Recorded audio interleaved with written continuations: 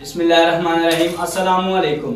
94 news से मैं हूं उमर अशरफ। खबर शामिल करते हैं मंडी बहाउद्दीन से।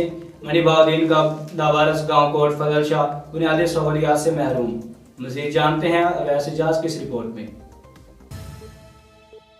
अवैस इजाज़ की तफसीलात के मुताबिक मंडी बहाउद्दीन का लावारिस गांव कोट फजल शाह जिंदगी के बुनियादी सहूलियात से महरूम। ना स्कूल, ना डिस्पेंसरी, ना हस्पताल, ना साफ पानी, ना गैस। बिजली के लिए वाहिद ट्रांसफार्मर जंगलूद और पुराना हो चुका है। रोजाना गांव के लोग अपनी मदद आप के तहत लिंक लगाते हैं, जो बामुश्किल 24 घंटे के बाद लोड ज्यादा होने की वजह से जल जाती है।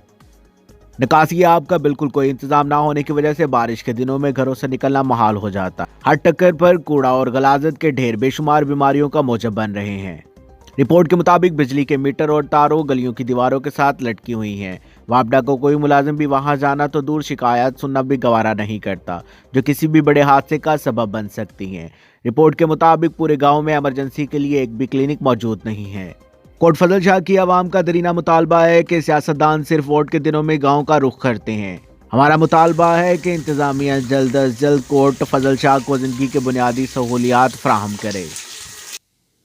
अब तक के लिए इतना ही। मज़ीद खबरों से बाखबर रहने के लिए देखते रहिए 94 न्यूज़।